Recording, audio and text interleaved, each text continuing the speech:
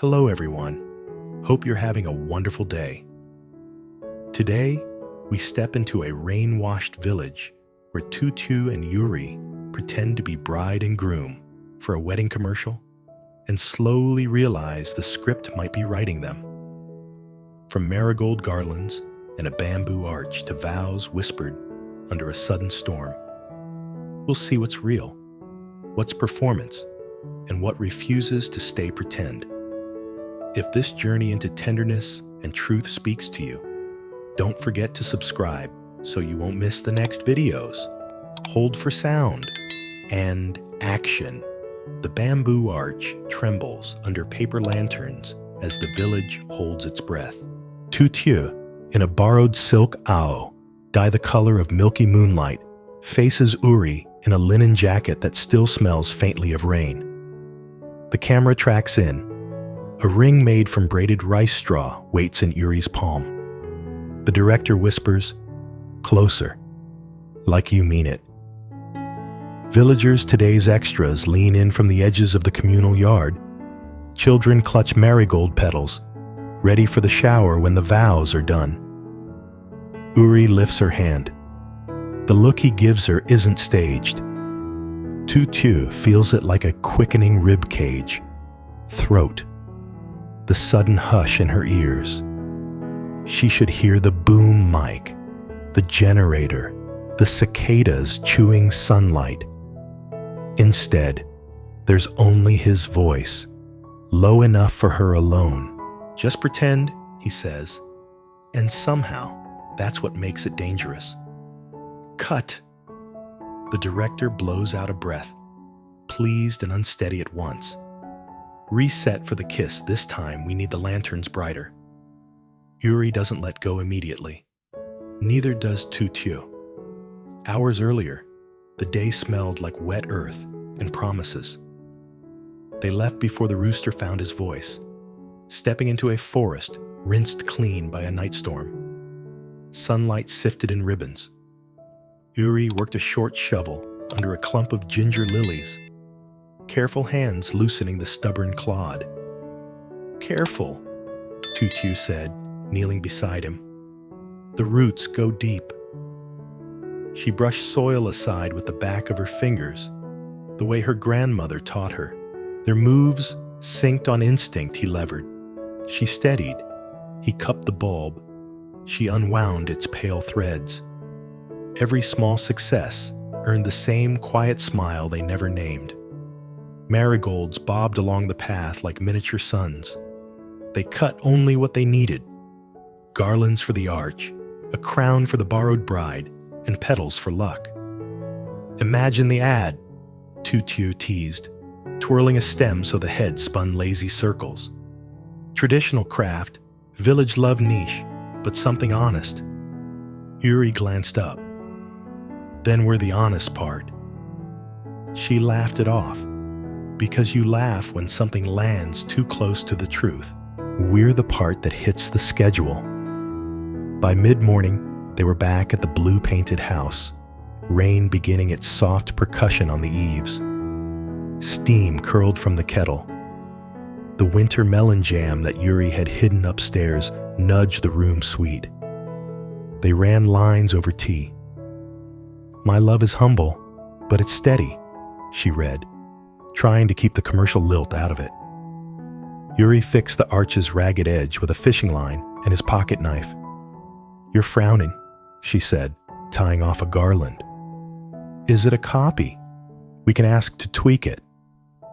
He wiped a thumb across the jam jar's rim, placed it in her hand like an offering. "It's nothing." Which, for Uri, meant something. Uncle Lin's words were still lodged somewhere behind his eyes. The rumor that someone had hired a boy to rattle Tu Tieu outside the market after last week's shooting. A warning, a message, a test. Uri hadn't told her yet. Not properly, not with names. "Tea smells amazing," he said instead, and the lamplight found them the way it always did. Close, suspended, a life inside one room that felt more like a promise than a set. By noon, the crew had threaded the garlands through the village gate. Children practiced their petal throws. Aunties in checked scarves argued about whether love should be filmed at all, then asked for selfies with the borrowed bride. Uri slipped into his jacket. Tu Tieu tucked a stray hair behind her ear and kept accidentally meeting his gaze. The first take ran smooth. Hands joined, path walked, vows spoken in measured breaths. The second stumbled when a pig wandered in like he owned the lane. The third take found a rhythm that didn't feel like acting. Between "you are the one I choose" and the cue for applause, there was a long look. It said more than the script dared. "Lunch!" someone shouted, right as the light went hard and silver. Rain gathered, fat and bright, and then the sky broke. They shifted to the market awning where the crew sheltered equipment. The rain turned the world to shivering glass. That's when Lynn arrived, voice sugared, coat cinched tight. "How have you been, sister?" Tu Tieu stiffened. The word sister can sound warm, but Lynn could shave it to a blade. "We're on a schedule," Tu Tieu replied, gentle as she could make it. Uri stepped from shadow to rain line, face gone still. He'd been waiting for this angle, for the moment when pretense and reality would collide. "You've been busy?" he said, not bothering to lift his voice. "Busy enough to hire someone to scare her." Lynn's eyes flickered. "I don't know what you—" Uri held out his phone, the shop owner's photos pixelated under raindrops, an outline that was almost a face, a scooter that was almost a license plate, a handoff that was almost deniable. "You wanted her to flinch," he said quietly, on or off camera. There are words that belong to commercials. Guarantee, tradition, forever. Uri chose none of them. Tu Tieu is the face of this ad, he went on, and the next words came before he knew to stop them. "My bride on camera, my fiancé for the day. Harm her, and I won't forgive you." The market seemed to lean in. Even the rain listened. Lynn dropped her gaze first. "You think a costume makes a promise." Then softer, almost to herself. "Careful what you rehearse. Some things stick." She slipped away into the downpour, small and sharp as a fishbone. The director hustled over, oblivious to the fault lines underfoot. "Clouds are perfect for the final vows. Soft even. We'll shoot in the rain. It'll read romantic." He grinned at Uri. "You can do it, right?" Uri nodded, still looking at where Lynn had been. Then at Tu Tieu, rain freckles on her cheeks, garland slightly wilted, eyes open like a dare. He stepped close enough that she could hear the thing he hadn't said all day. "After this take, we talk." "About what?" she asked, too calm to be calm. "About whether pretending is still pretending." "Places!" the assistant director shouted. The extras hurried to their marks. Children lifted fists of marigolds. The boom mic drifted like a curious bird. Under the bamboo arch, petals clung to wet silk. Tu Tieu reached for Uri because the script told her to, and also because something else did. The clapboard snapped. "Scene 37, vows in rain, take 1. Action." Rain freckles the lens.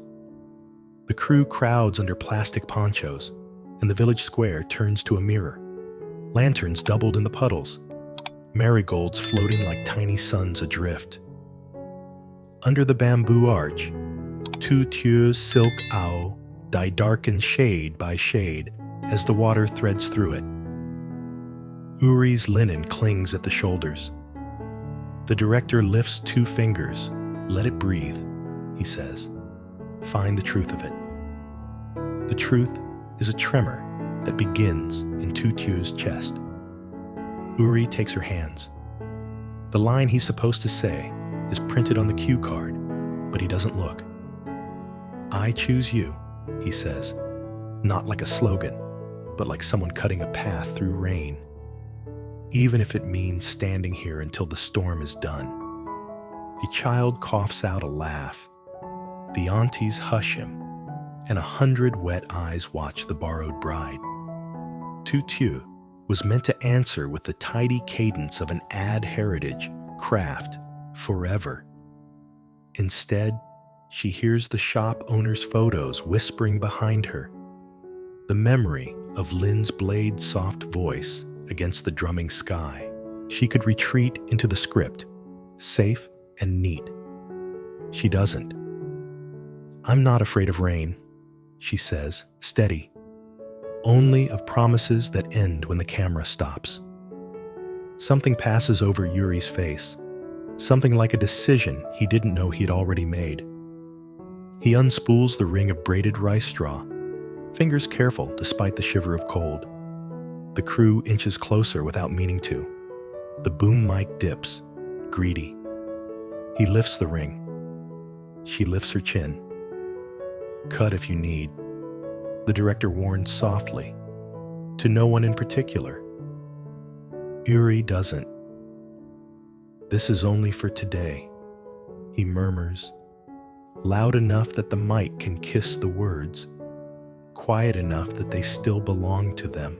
"Unless you tell me it isn't." He sets the ring on her finger. It fits because the prop master measured her at lunch.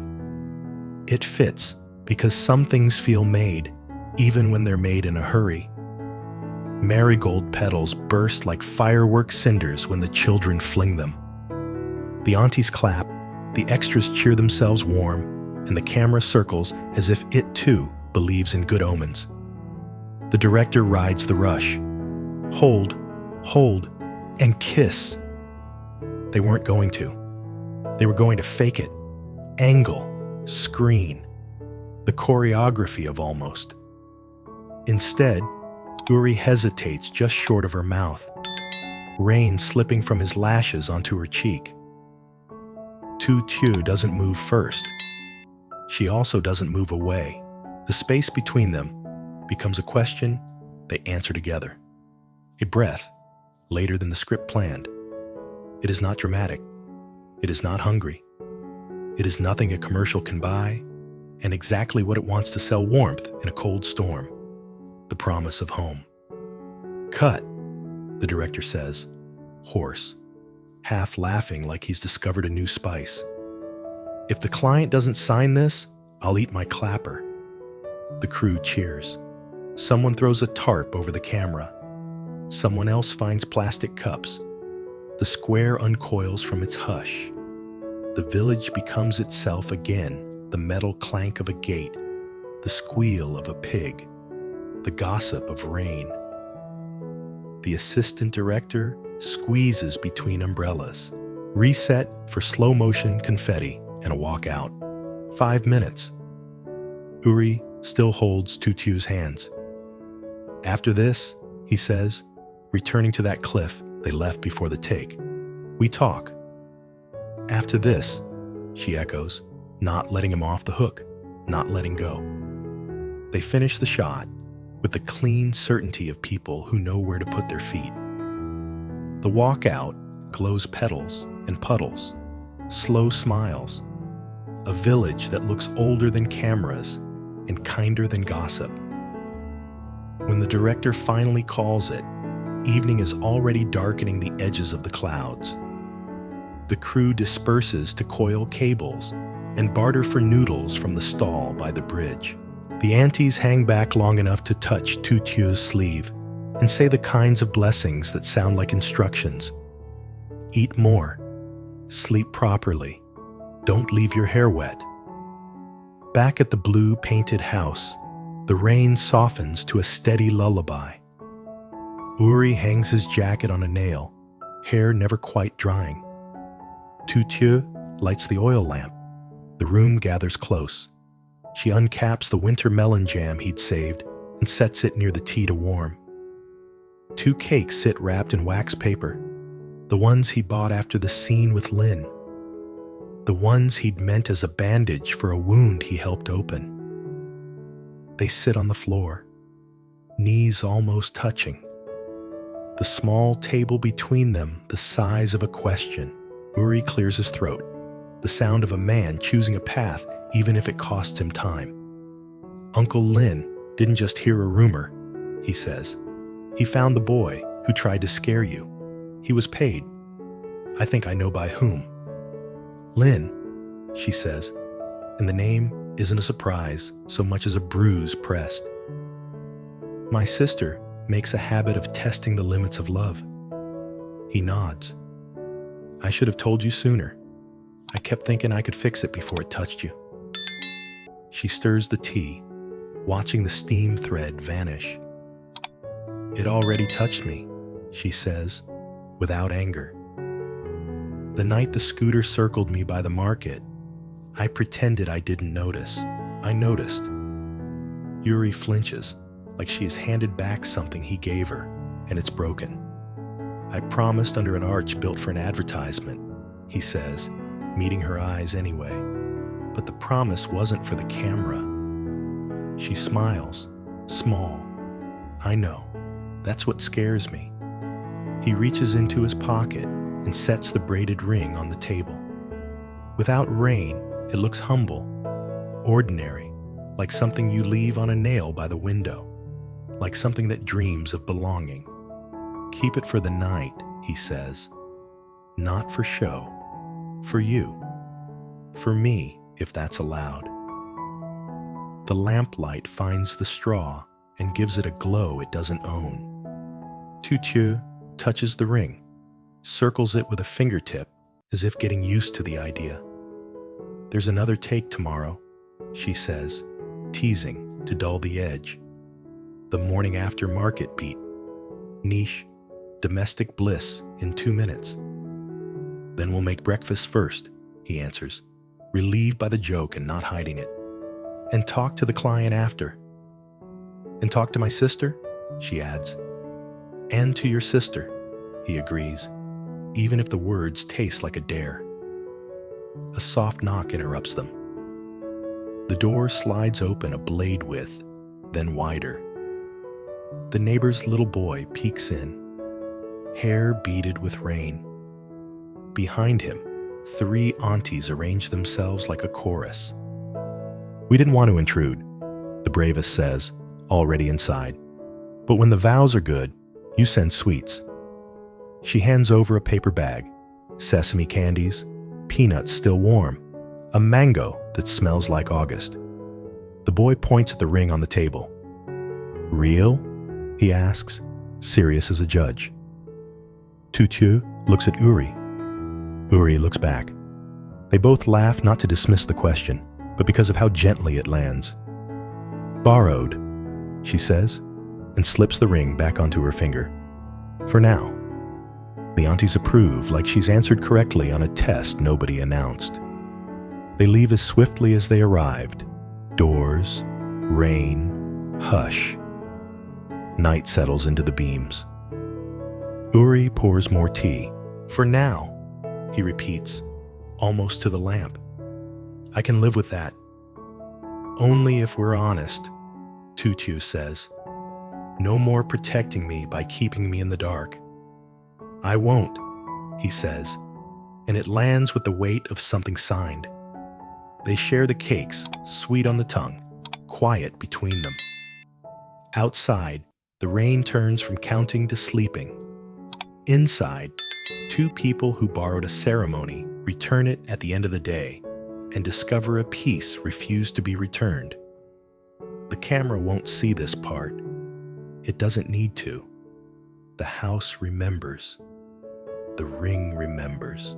And the morning, when it comes, we'll find them at the market, at the stall, at the edge of another take, playing their parts with the ease of practice and learning, line by line, what remains when pretending stops.